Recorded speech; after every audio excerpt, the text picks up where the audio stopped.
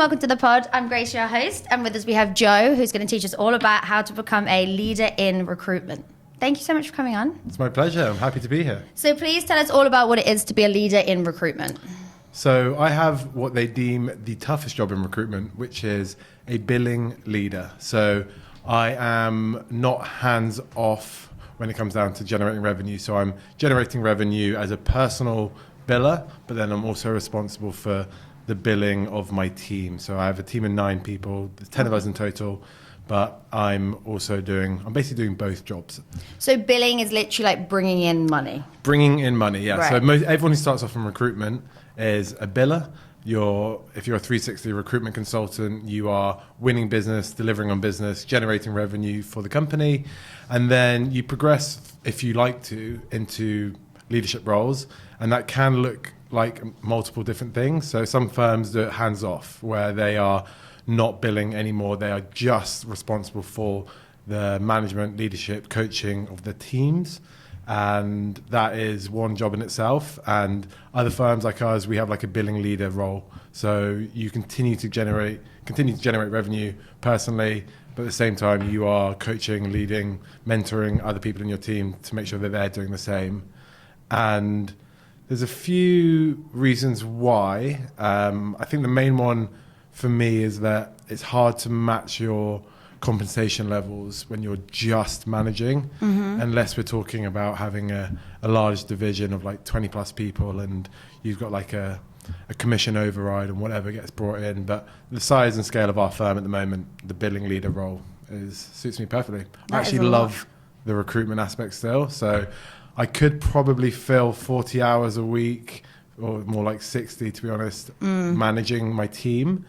But I don't think it's essential. So I think that if you're disciplined enough and you know exactly what it is that you're working on, and you are effective and efficient with your leadership, you can do both roles. So for me, it's like a bit of a blessing, really. I get to do the job that I started off doing, that I love. I still love meeting clients, winning business, bringing in clients, and I love delivering on roles, especially like at a senior level. But then I also love leadership, so I'm doing quite a lot. You're in a bit of a dream job for you then. Yeah, I absolutely love it, I can't lie. So we're going to go more into it, but I just want to start at the beginning where we start with everyone. And what did you want to be when you were growing up? Yeah, it is a good question, and I wish I had an answer that I could reach for. But the reality is, I grew up in Portugal, and I was thinking about this earlier today, and we had a very small school. Like, I had 6 people in my year. Oh my God. I think we had about 60 people, 70 people in the whole school. The population in the Algarve is tiny. We didn't live near a major city, so we didn't really have many reference points of like things to be. A lot of the professions in Portugal were like very low level. Like the current minimum salary in Portugal today is €9,000. Oh wow. A year. So if you can imagine what that would have been all those years ago. There really wasn't like, we didn't have like school fairs or career days or anything like that. So I didn't really have anything. It's not like I didn't want to be anything. I just wasn't even thinking about that. We weren't really in that type of like thinking about your future. What do you want to be? We've got all these different ideas. Oh, my dad does this. Like most people all in Portugal pretty much all worked in property in some way or another. And it wasn't really something I ever like considered like I want to go into that. I think we were just more focused on like having a good time and being happy in the sun. Like that honestly was like what I didn't really see past the next It's a dream. few hours really. So yeah, I didn't never really thought about what you were going to be. Never really thought about it. I guess like when we got a bit older and we went to like uni and things like that, and like when we were in like 6th form started to think about ideas, but again it wasn't, I never really had that like North Star that I was aiming for. I think that's so nice for a childhood, like to not worry about that, because there's so many people that come on, it's like my parents were like, you have to do this, you have to do that, like, and if you weren't really like forced into anything, it's quite nice. Yeah, exactly. So what did you do at uni? I did sports science. Oh. So yeah, it was again, it was kind of just following what I was into at the time. You know, when you make your choices, you're still at school, and I just kind of like, what am I into? I was a rugby player, loved PE, basic things like that. But I also love like the biology, some physics, some like biomechanics stuff. And sports science was like an excellent degree for me. It was like all of my current passions educationally wrapped into one. So I was like, that is definitely the degree I wanted to study. And then whilst it was really only probably my third year when you actually start thinking about like, what does this actually do for me career-wise? And I started to explore career options with a sports science degree. And none of them were just, I don't think, I was extremely ambitious at the time, and I knew I wanted to get into something that would lead somewhere.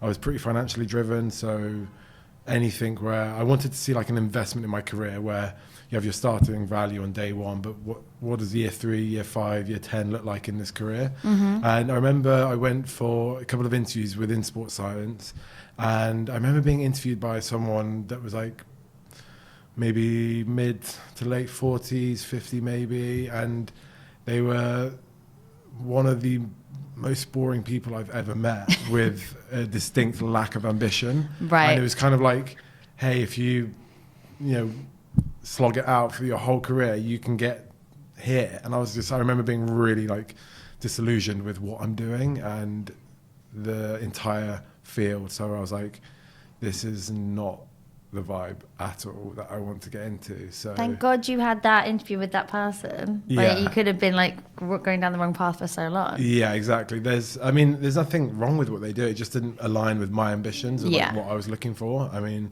some of the work's really fascinating, but it just didn't really appeal to me from like a career trajectory point of view and like getting places and having like a meritocratic environment. And recruitment then was something that got presented to me from a friend who we know, Lily, and she was already working at a recruitment company.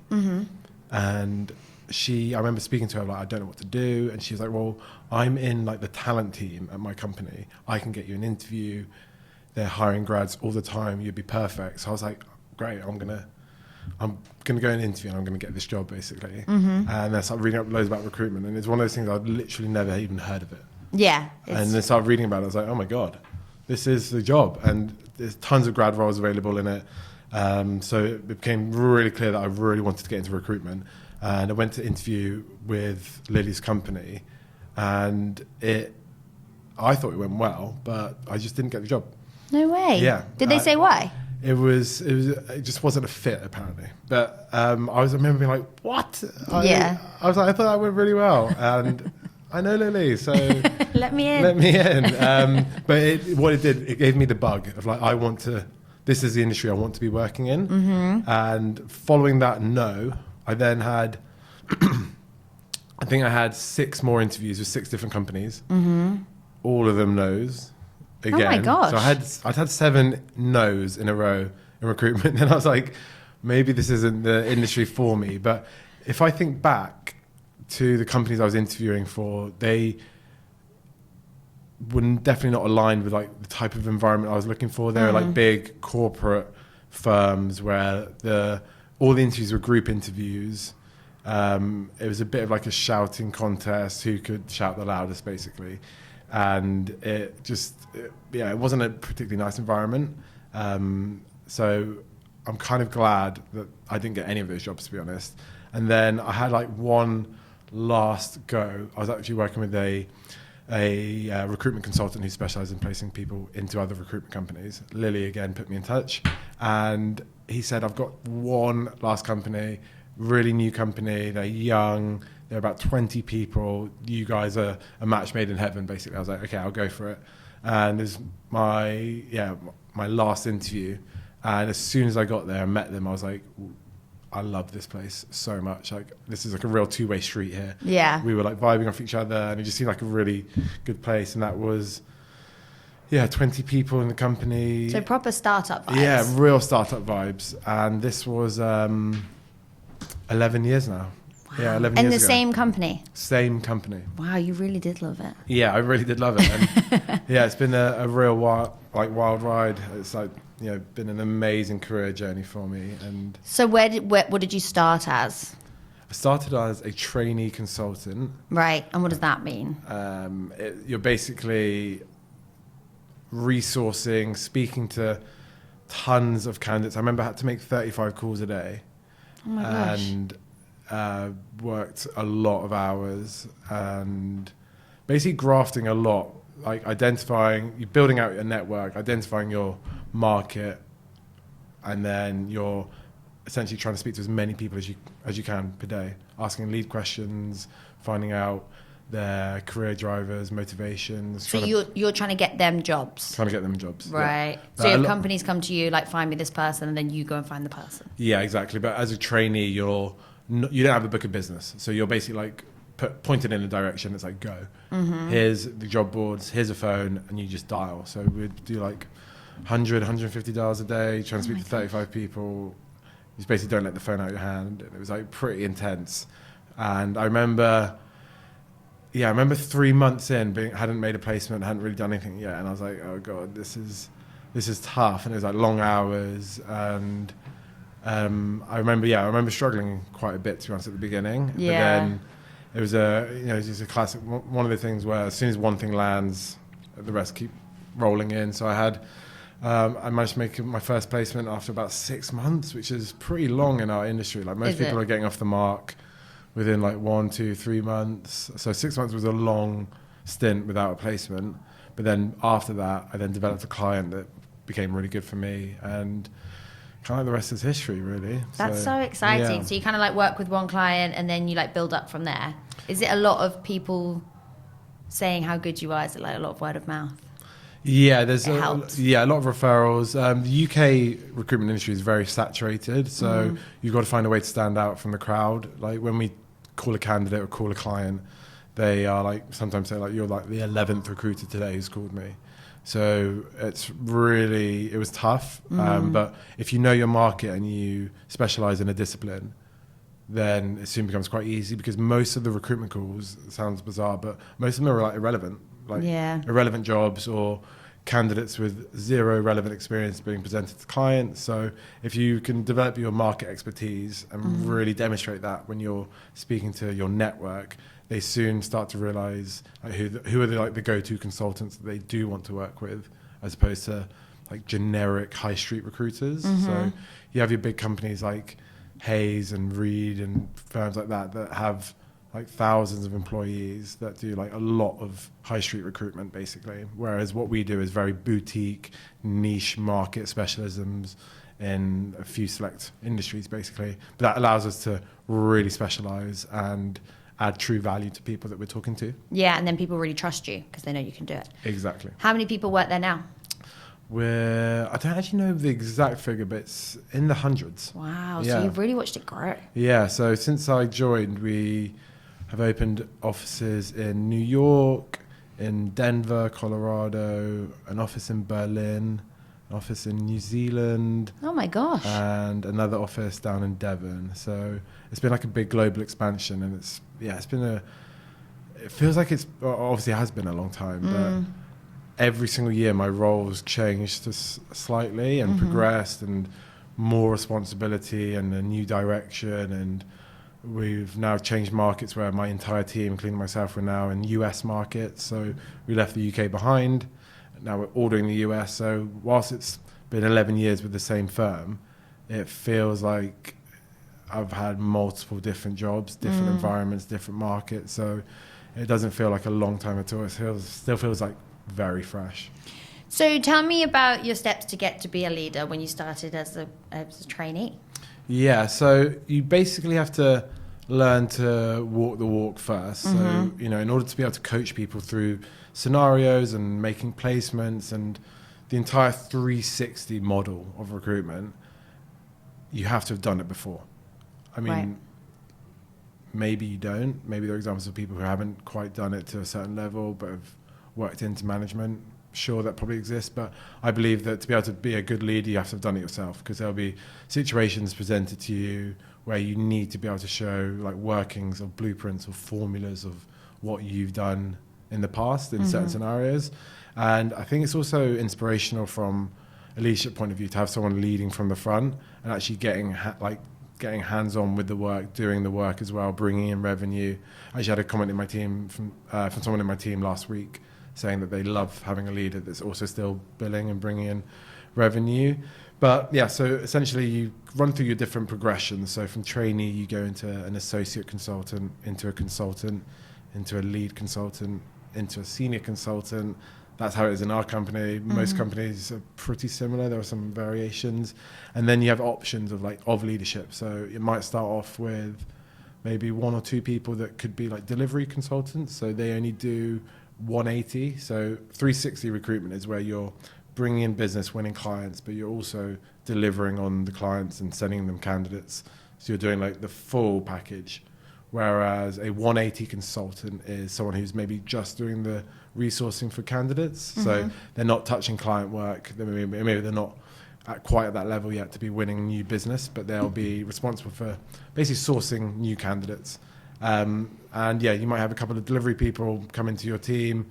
You basically show them the ropes, explain exactly what we're doing, the markets, and you help them to do what you were doing when you started, essentially. And then naturally, if they are successful and they start making placements and they start to grow, that gives you scope to maybe take on some more people. So maybe once a consultant in your team has done 1, 2, 3 placements, you might think, you know what, that person is strong enough to go on their own a little bit. They don't need my coaching as much as before. There's a lot more independence there. So I've got more bandwidth now to hire more. And then eventually maybe you get 3, 4, 5 people in your team, and then you can start to develop leaders within leaders, if you know what I mean. So you can start to see out of these people who is looking to hire themselves. So then you start managing managers, and then basically creates a nice little group setting like that. So you naturally just keep getting higher and higher up as your your team expands. Yeah, exactly. And it's not all linear. I've hired a lot of people, and technically haven't grown a massive amount. Like retention in recruitment is a big issue for a variety of different reasons. We had a previous model of hiring where we really only wanted to hire entry-level grads for quite a few reasons, but mainly the fact that we can shape them and mold them the way that we would like to, so that we're not inheriting anyone with bad habits or that haven't been taught in the right way. Because recruitment is one of probably the last remaining industries that's not regulated. Right. So it's a multi-billion-dollar industry, but with no regulation. So any company can teach recruitment or execute recruitment however they see fit. So there's a lot of mixed messages when it comes down to standards. A lot of different training and stuff. Yeah, different standards and different core values. We see there, especially in the UK, there's a lot of like cowboy recruitment consultants, that are. What does that mean? So like they're trying to skim candidates and clients, maximize margins. Right. I wouldn't say that they're a people first organization. They just want to maximize profits. It can get quite dirty. Yeah. In terms of like ownership of a candidate and how they claim fees and maybe misrepresenting salary expectations so they can inflate their fees. There's a lot of like sort of underhand tactics at play. So, if you hire the wrong people from the wrong companies, you can get some of those behaviors, which obviously you want to keep out of the company. So we had for a long time this model of only hiring grads, but the issue with that is a lot of people, maybe 6 months in, after a huge amount of training and investment in them, decide that after exposure to the industry, recruitment actually isn't for me. Yeah. And that's really tough because, who are you to, argue with that? Yeah. They might have loved it on day one and thought they might like it, but after being in the environment, realize that they don't have the appetite for that type of work and they just leave the industry altogether. It's just not necessarily like you as a company have done anything wrong. It's more of a case that, this role is just not for me. I want to go into something completely different. And we've had a load of those examples happen over the years. So we've recently changed our hiring strategy a couple of years back, which has been a breath of fresh air where we're taking on experienced recruiters, and it's been a complete game changer for us. So if you hire the right people and you have a really robust interview process and screening and vetting, making sure that you only take on the right people, we can just make sure you avoid any bad hires. Yeah, really. You got to be good because it's expensive, right, to train everyone up and then them leave. That's got to cost so much. It really hurts. Yeah, I can imagine. But it's a difficult one because you're not mad. Yeah. There's no one to be mad at. Do you know what I mean? Ultimately, you want the best for people. And I've had quite a few examples of people who've been in my team who've then gone on into completely different fields, but then used me as a reference for their next careers, and had to do some like reference checks for people for their final interviews at some other. I did one recently for a girl in my team who was at a tech startup, and it's a really exciting role, and she's a chief operations officer position, and it's great to see that you've had some part to play in their growth, and they've gone on to do different things, and it's great. And there's no bad blood between you and another person, but it's just a bit of like a kick in the teeth, like because you've put the time and the effort in, and there's no one to blame, and it's just one of those things that you have to. It's part of the industry. Yeah, it's the way it goes. The way it goes. With recruitment, because I don't 100% know how it works, is it very commission based all the way through? Yeah. And so you've got to be able to be okay with always working towards targets and stuff like that. There's no like free money handed out. Do you know what I mean? So the money comes from somewhere. So naturally, the more revenue that you're generating, the higher your earning is going to be always. That's why it's difficult, especially if you're a successful biller, to leave that behind and jump into management. Often it's not as well rewarded. Right. So, there's no escaping it though. It's very commission based, which is, I think it's personality driven in the sense that some people love that, other people would hate that. So I think it really plays to the type of character you are and what motivates you. And I think everyone that I work with is very financially driven, amongst other things, but having those targets where you can come in on a Monday and it's like a fresh start. You might have nothing on, but you could be like, right, this week I'm going to absolutely put it in and create something from nothing and then finish on a high. Yeah. So you don't know what's going to happen. Yeah, there's no ceiling to how good the week can be or the month can be. And sometimes like one phone call or one meeting can really change your entire month. Yeah, really. It's crazy. Because I think as somebody who I like security, I think it would freak me out. Because I guess if you don't do it, you don't get the money, right? It's got to be like a base salary. Yeah, exactly. It's never 100% commission. Yeah.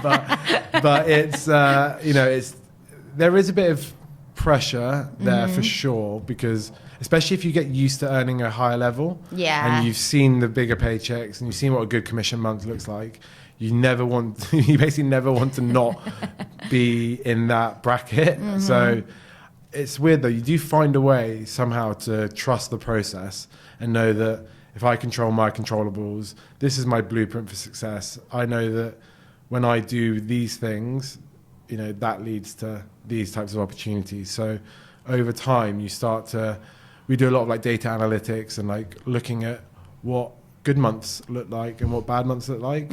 So when you have a good month, what did you do? When you had a bad month, what did you do? So trying to develop a bit of a formula for success. So you know that you've got something to fall back on. So instead of like aiming for like the number one objective, try and break that down into like a bite-sized formula.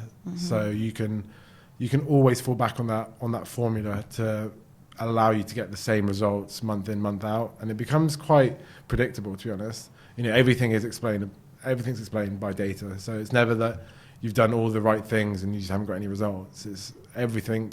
If you're not getting the results, there's always a hole in your business somewhere. So there's a lot of data analytics and reviewing what's working, what's not working. And it's a bit of a moving target because the industry evolves. Through COVID, through the times at the moment, tough economies, markets changing, shifting, trade wars, you name it. Like the market does change, so like you have to sort of adjust what you're doing and how you're doing it. And there was a statistic I read recently where a third of the industry have left the industry. Oh my gosh. In recruitment. Wow. Because of how difficult it's been over the last few years. So what's been so difficult about it? It's like just the COVID and everything like that? Yeah, just general market. So it's not reduced the need for recruitment, but it's found out the people who weren't very good. So there was a period in recruitment where it was kind of like fishing with dynamite, where anyone could do it. There was jobs everywhere. Clients would work with anyone. But over time, where we are now is that you have to be really good at what you're doing, and you have to have a clear value add to what you're doing with your client base and how to demonstrate that. So there's been a lot of businesses that have gone out of, left the industry because they just didn't have a big enough client base, it ended up not being a successful venture. So it's a smaller group of recruiters generally now, but a lot of companies have also invested more in their internal talent teams. So, you know, I work with a client that actually still use us for recruitment, but they've got over 70 internal recruiters in their company. Oh my gosh. 10 years ago, it'd be, you know, you have the function of HR, but HR would do everything. They'd do payroll, admin, almost act as a bit of a receptionist sometimes, whereas the talent teams are basically often recruiters who have been at agencies like me that have been flipped and brought in-house to then go and work for a client and just be an in-house recruiter. So it's harder to find clients who are willing to, all clients are basically being mandated to reduce their agency spend. Yeah, so of course. It's tougher. It's still out there. It's massive demand for what we do if you're good at what you do and you work in markets where there's a need. So us being specialists in like some really like forward-thinking, technology-driven markets allows us to always remain relevant. Like the need and the skill set like shortages in our markets will always be there because they're quite like novel and very advanced industries. So it's not like your everyday layman works in these industries. So we do a lot of work with life sciences, mission critical, so like data centers, semiconductors, a lot of technology firms like fintechs, gaming. So these industries are like purposely chosen because there are like gaps in their skill set basically, and they like their workforce is always in demand. There's never enough people for the jobs essentially. So It's never going to go away. yeah, fingers crossed. Is that one of the drivers for you with you saying it's always changing and stuff? Do you like that? Yeah, I do. Yeah. As long as you let go of your resistance to change, Yeah. then I actually find it quite stress-free because I accepted a long time ago that this job changes every day. You're going to walk in the morning and there's going to be a handful of things overnight that have changed. It's the business of people is unpredictable. So people change their mind every day about everything. So you've got decision makers as a candidate choosing whether to accept things or reject things, decision makers as clients based on, quite vague biases from an interview that they just had a gut feeling perhaps, or whatever it might be. So there's always decisions that are out of your control. And yeah, there's other agencies, there's competition. So it's ever changing, but I love it because over time, if you're consistent, those wins will always outweigh the losses. So trust your process, keep doing what you're doing, and you can navigate the change really easily. But I think where I see people struggle quite a lot is that they are very resistant to the change and they see it as like a major threat, and they get very unsettled when things don't go to plan. So I'd say it's more of a mindset thing. You just got to be willing to accept it. And yeah, because I guess if you like to be in control of things, this is probably not the industry for you. yeah, 100%. 100%. I think sometimes recruitment can get a bit of a bad rep. Yes. And from what I'm hearing, it sounds unfair.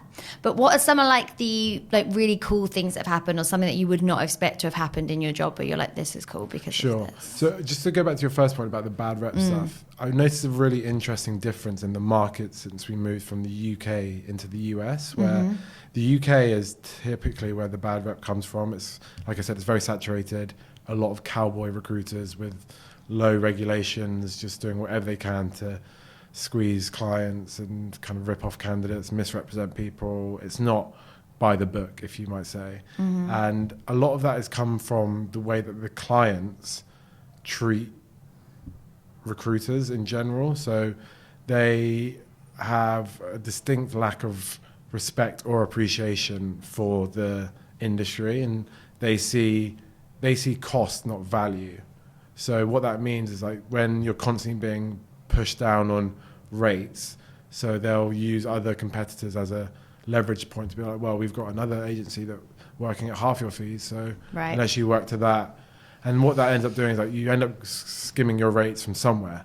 So because you've been battered down on what you are your typical terms of business, just to be in the running for an opportunity to work with the client, I think the whole direction of the industry just creates it creates a not very nice environment. Yeah. Do you know what I mean? Where Definitely. Yeah, there's just too many players and no real quality driven aspects to it, and that I've really noticed that being like a overriding feeling in when I was working in the UK.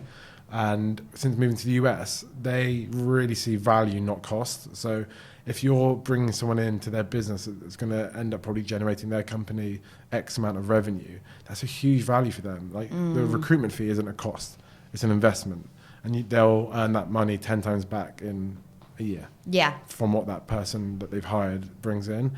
And as long as you're professional, which we are, and have high standards and, make it enjoyable to work with them, the way that we're treated there is completely different. So because we're valued and appreciated, it just, there's a feel-good factor that translates into your day-to-day work. You're being valued by your clients, so you want to deliver the best service because they're willing to pay your full fees. So you're going to go out there and represent them with the best attitude because you want to deliver for this highly valued client. It's like a two-way street.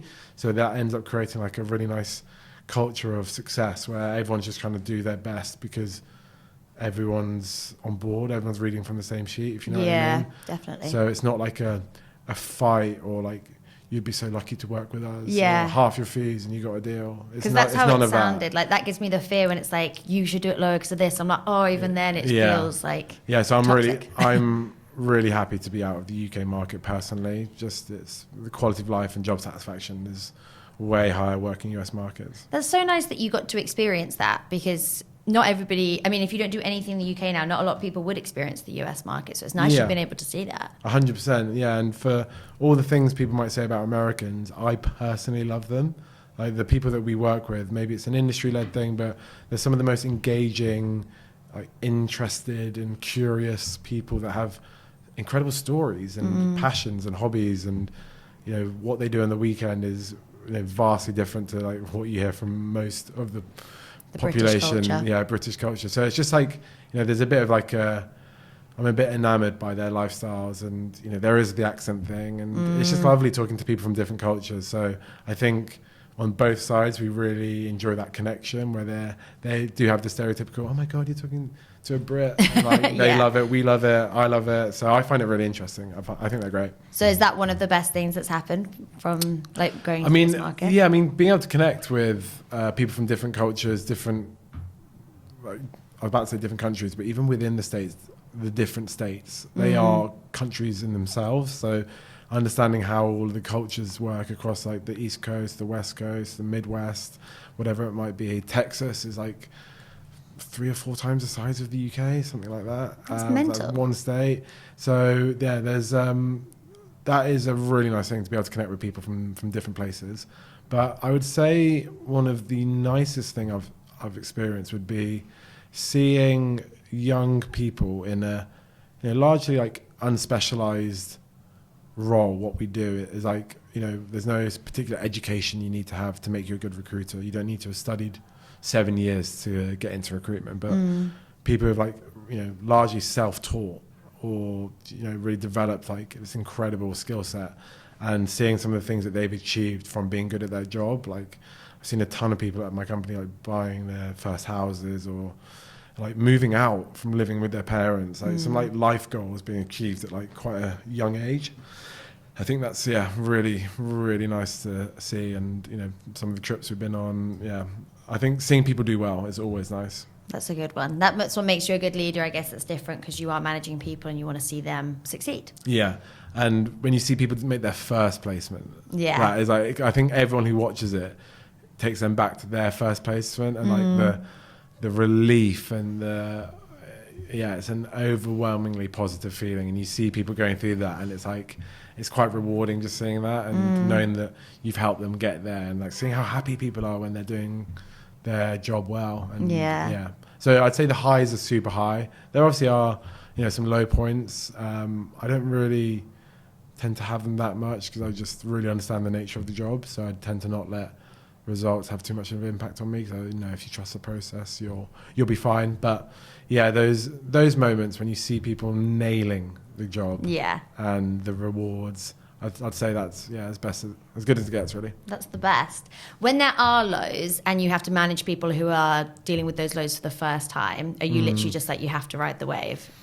Yeah, 100%. You have to give them reference points of what they're experiencing is okay, and like normalize a little bit. Like, we are humans at the end of the day. So instead of saying like, get over it, it's just a job or it's just a result, whatever, you got to give them space to like feel that, because it is a real thing. Like, you put a lot of work into something, and most recruitment is contingent, meaning it's like a no win, no fee. Yeah. So you could pour a month into some work that doesn't pay any dividends. So seeing those like failures, I call them failures, but they're not really, but seeing people not get rewarded for their work, and people who care about it, obviously that gets to them. So when you do see that, it is quite tough, and some people are just harder on themselves than others. So a lot of it is definitely self-inflicted criticism of themselves. I think a lot of people confuse a bad month in recruitment with being a bad recruiter or even a bad person. And you've got to kind of give them that perspective, like being able to zoom out. And I try to instill a mindset in my team of like, there's never a problem, it's more of an opportunity. So anything you might deem as being a problem, I see this as an opportunity. So if you've had a problematic month and XYZ hasn't worked out for you, that's not really a problem, because what that's taught us is that way of working hasn't worked out, and it's given us an opportunity to look at another way of working or a new market or a different focus, whatever it might be. So it's a very like agile environment where we can like switch up focus, change client if they're not giving us the commitment that we need or whatever it might be. So we're not held to anything. Nothing's like really set in stone in terms of our ways of working. So we can like stop and change things as soon as we detect that they're not working out. So I always say to people, look, even if it doesn't work out, tomorrow's a new day, it's a fresh week, we can start things from scratch. It really doesn't matter. So we can do something from this. And also you have to you learn more from the deals you don't do than the deals you do. So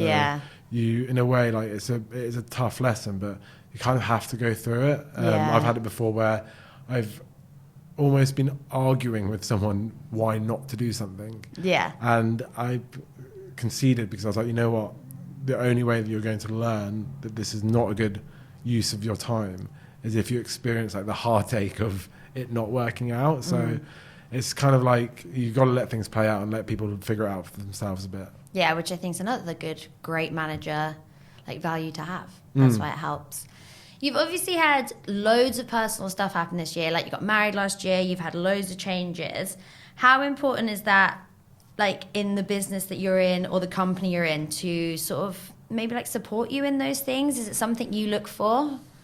Yeah, I would say, 100%. I would say so. My colleagues and my bosses have been so supportive of me this year and give me like the time off I need. So they've been amazing. But also work has been quite a welcomed like separation from life, if you know what I mean. It's quite, I actually didn't take too much time off this year. I just wanted to like be in an environment that kind of normalizes your life a little bit, instead of like being sat at home sort of dwelling and overthinking. So I'd say they've been super supportive. I think the benefits of staying with a company for as long as I have is that you gain a lot of flexibility and trust. So we don't really operate on like an hours like clock in, clock out system. It's like you do what you need to do the job. You get it done. And some days you work a long day, others is more of a chill day. Like some Fridays are not as much going on. You might finish early because of XYZ reason. So you put the work in when you need to, but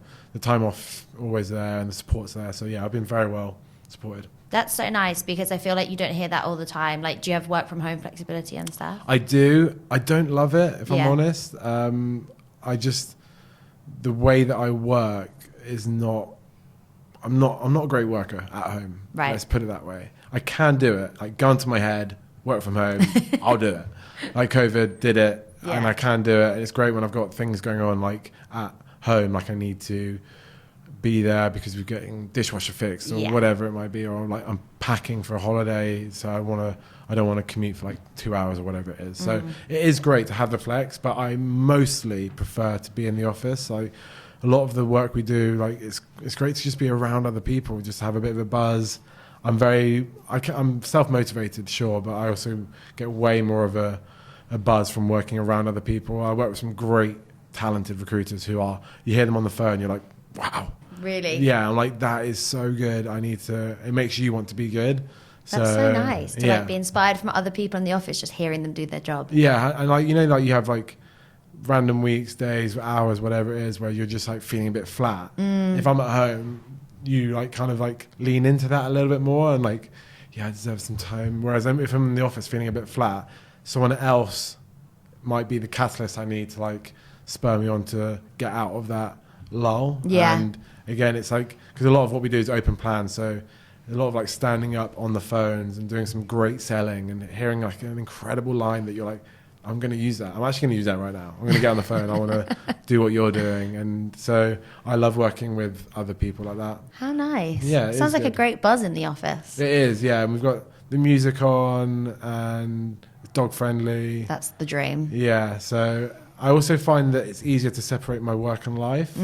Like when I end up accidentally working longer when I'm at home because there's no clear cutoff. Yeah. Whereas like at work, it's like a physical, it's like a portal, isn't it? You step into your work environment and the day starts. And before work, I'm not thinking about it, and after work, I'm not thinking about it because I've left. I've entered, I've left.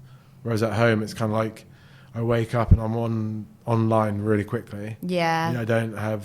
I like to take a bit of a slow morning because we start later because of the US hours. So most days I just have quite a slow morning. I get to do all of my morning routine. Like if I get up at 6, I can have like 45 minutes to do some meditation, a bit of yoga, have a coffee, walk Leah around the park for like half an hour after that, come home, have a shower, listen to some like music in the background, read the Financial Times or watch something on YouTube and then commute, and I'm still on time. Yeah, that's the Which dream. is like, I love a slow morning. So like I can still do all of that. So when I'm working at home though, somehow like I'm like online at like 6:45. Yeah. And I'm like just straight into working and doing stuff and like so like doing stuff throughout the day, and then in the evening I haven't like had that feeling of leaving the office. So I'm like kind of on my laptop a bit, watching TV. So it ends up being I just don't love it. But I appreciate that some people do. Yeah. And some people really are great remote workers, and some people travel from far, personal situation, family, whatever it might be. I think it's great to have the flexibility, but not feel obliged to have to use it. Yeah, definitely. Yeah. Because we were saying that today, we were like, if you don't have that flexibility, you're kind of cutting a lot of people out because you have to be in London then if you have to come in every day because it's a long commute otherwise. Yeah, and that's a major issue for retention as well. Yeah. Like companies who have a one-size-fits-all like blanket approach to how they treat their staff. Everyone's in the office 5 days a week, and I think because we're a smaller company, like we're not thousands of employees, it's easier to manage. But I think a lot of people they need the flexibility, you know, especially people who have a young family, or some people are like dealing with some personal things and they just would prefer not to be in the office if they can. So I think having a case-by-case rule, whilst it might create a bit of divide, realistically, it's just a candid conversation is all it takes. Yeah. If people really want it, they can have it. If not, let's get everyone in the office. I think most people prefer when we get everyone in, it's like a buzzy atmosphere. We're all in this together. Yeah. It's so much easier to get started and like motivate yourself when you're seeing other people. Otherwise, you're purely reliant on yourself, and you have to be so motivated to do that day in, day out, motivate yourself when you can just fall back on other people. Do you know what I mean? Sometimes you don't need to be the guy. Yeah. You can steal other ideas. Yeah, exactly. So I love it. Would you ever go to America with working in America? I've thought about it quite a bit because I've had some opportunities, and I feel ultimately I'm not that keen. Yeah. Mostly for a lot of like the values based things. There's like safety issues. We're going to be starting a family. There's too many question marks over it. And I love being able to work the market, but from the UK. So I start ahead of the curve. I'm 5 hours ahead by the time I wake up already. So I can get all of my like admin and planning of my day done and still be on the phone like hours before anyone if I lived in the US. So I really love being able to work the US from the UK and being able to visit. I love America. Like I've been loads, being able to go on holiday there is great, but I don't know if I'd want to live there. Yeah, you kind of got it the best of all ways right now, so why would you change it? Exactly, yeah. And then there's question marks over, what would my wife do? Would she work? And then all of a sudden, to make it feasible, you got to basically earn twice as much. And then it just becomes a bit, I think you romanticize it a little bit. Like, it feel like you're living on holiday, but the reality is you'd have to just be working really hard, and I wouldn't quite have the quality of life, I don't think, that I do right now. It's never say never. But right now, I do like the idea, but when I've actually thought about it, and like when push comes to shove, I'm a bit like, nah, not right now. Yeah. And what is the goal? What's the dream for you? The dream, that's a good question. I would say, well, firstly, I don't have an answer, but I have an idea. And the idea would be, with all of the revolution of AI, so much of our job is changing. So like a lot of the manual labor tasks are now being led by AI software platforms, which is amazing. And I'm really excited to see what's going to happen. How much of our work can we delegate, our admin tasks, to these AI platforms, allow us to like get really into the crux and like the essence of the job. So I think I don't know how long, maybe 5-10 years, who knows? I think we're going to see a lot more revenue generated with a lot less hours. So if someone could generate, for example, £500,000 in a year, and we're probably spending I reckon there's about 10-12 hours a week of work that could be cut out if we get more sophisticated AI tools. It's a lot. So the dream isn't to replace those hours with more hours and make loads more money. It'd be maybe earning the same, ideally more, but with way less hours. So the dream for me would be to get into being able to maintain a solid level of billing, revenue generation, but being done on a 3-day or 4-day week, and utilizing these AI tools to our best advantage. That would be the dream. That sounds great. Yeah. A great balance of life. Exactly, yeah. I know this is probably a bit of a big question, but if people are listening and wanting to get into recruitment, they're probably going to be like, 11 years sounds like a long time. What would be your bits of advice for the very beginning? This can be successful. Well, some examples from people who've worked directly in my team. I've had people go through 3 promotions in 6 months. Oh, wow. Yeah. So you don't need to take 11 years to get to where I got to. So I did it the long way. The industry has changed massively since when I joined. I also started a cold desk. So I had no real market. I started my own market, made my division from nothing, essentially, and that took a long time. And then I changed markets to the US. So I reckon you could cut my tenure in half and still be as successful, for sure. So I would say it's not unreasonable to think that you could be doubling or tripling your starting salary within a 12-month period. Wow. Going Going through multiple promotions. So main advice is get started. Just go for it. Hit me up. I'm hiring. And you recommend it going into recruitment? Yeah, I mean, it's personality driven in the way that it's got to be a match for you. But the best advice I'd give if you're curious would be to try and get in an office and see what it's like, because the buzz is so good. If you're in the right environment, the atmosphere, the energy, it's just a lot of noise and a lot of happy faces, some frustrated faces, some angry people. No, I'm joking, but it's just a great environment if you're that way inclined. Yeah. If you like people, you don't have a special degree that you need to utilize, you want to earn money quicker, then it might take you in other comparable industries, then I'd say it's a great place. Yeah. It's great. I feel like people are going to love that. I hope so. Well, that was everything from me. I think we're good. Thank you so much for coming on. I love that. It's my pleasure. I've learnt loads.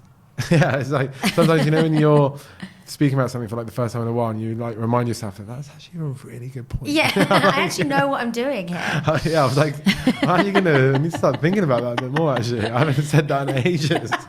Thank you so much for watching. Please make sure that you like and subscribe so we can continue to make these and keep teaching people how to become A. Thank you.